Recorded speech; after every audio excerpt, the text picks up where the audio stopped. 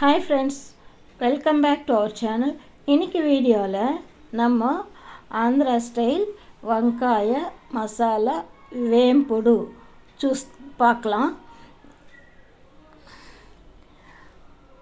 அதுக்கு ஃபஸ்ட்டு ஒரு கடாயில் ஒரு 4 ஸ்பூன் நல்லெண்ணெய் சேர்த்துருக்குறேங்க.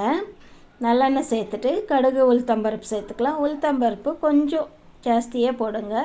நான் மாமூல ஒரு தாளிப்புக்கான 1/2 ஸ்பூன் போடுவேன். இன்றைக்கி 1 ஸ்பூன் சேர்த்திருக்கிறேன். பொரியல்ன்றதுனால கொஞ்சம் உளுத்தம்பருப்பு கொஞ்சம் இருந்தால் நல்லாயிருக்கும் சாப்பிடும்போது. அதனால்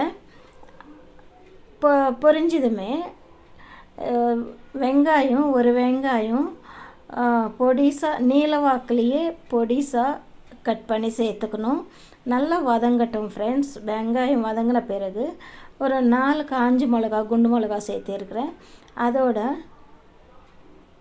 கத்திரிக்காய், நம்ம பச்சை கத்திரிக்காய் தாங்க, நம்ம வாங்கி பாத்துக்கெல்லாம் போடுவோம்ல, அந்த மாதிரி கத்திரிக்காய் தான். ரவுண்டாக மெலிசாக ரவுண்டாக கட் பண்ணிக்கணும்.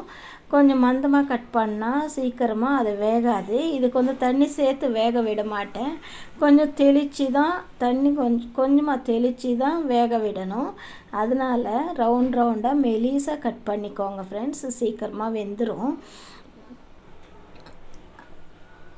இப்போது இதுக்கு தேவையான உப்பும் சேர்த்துட்டு நல்லா வதக்கி விட்டுக்கலாம்.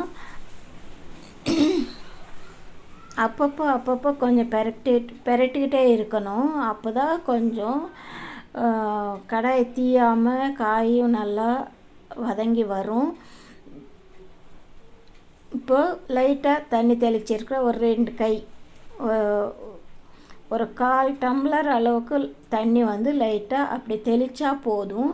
அந்த ஈரத்துக்கே இது வந்து நல்லா வெந்துடும்.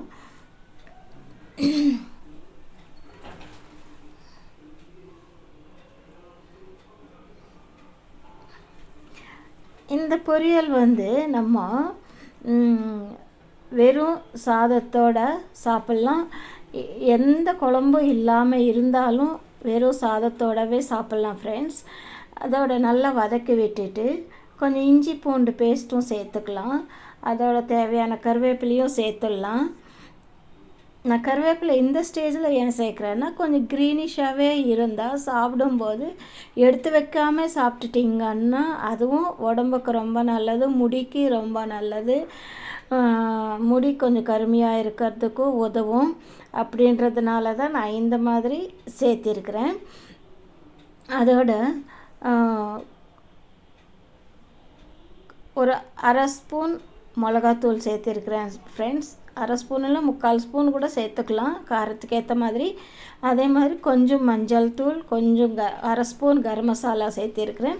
நான் எல்லாமே ஒரு கப்பில் போட்டு வச்சுட்டேன் ஃப்ரெண்ட்ஸ், அதனால் வந்து நான் உங்களுக்கு காமிக்க முடியல. அப்புறமா செகண்டாக சேர்த்தது வந்து சீரகத்தூள் ஃப்ரெண்ட்ஸ். நான் சீரகத்தூளும் சேர்த்துட்டு நல்லா வதக்கி விட்டுக்கலாம் ஃப்ரெண்ட்ஸ். நல்லா டேஸ்டெல்லாம் நல்லா பிடிக்கிற அளவுக்கு நல்லா வதக்கி விட்டுக்கணும். அதோட கொத்தமல்லியும் சேர்த்துட்டு கூட தேங்காய் பூவும், ஒரு 1/2 மூடி தேங்காய் பூ வந்து மேல் மூடி இருக்கும்ல, அதுவே சரியாக இருக்கும்னு நினைக்கிறேன். காய் குவான்டிட்டிக்கு ஏற்ற மாதிரி நீங்கள் வந்து சேர்த்துக்கோங்க. இந்த மாதிரி நல்லா வதக்கி விட்டுக்கோங்க ஃப்ரெண்ட்ஸ். அப்போ தான் டேஸ்ட் வந்து காரம், உப்பு, மசாலா எல்லாமே டேஸ்ட்டு சூப்பராக பிடிக்கும். இது வந்து சப்பாத்திக்கு சூப்பராக இருக்கும் ஃப்ரெண்ட்ஸ். அதே மாதிரி தோசைக்கும் சாப்பிட்லாம், ரொட்டிக்கும் சாப்பிட்லாம், அதே மாதிரி சூடான சாதத்துக்கும் சாப்பிட்லாம். அவ்வளோதான் ஃப்ரெண்ட்ஸ், ஆந்திரா ஸ்டைல் மசாலா வெங்காய வேப்புடு ரெடி ஆயிடுச்சு. கத்திரிக்காய் பொரியல்னு சொல்லலாம். Thank you friends.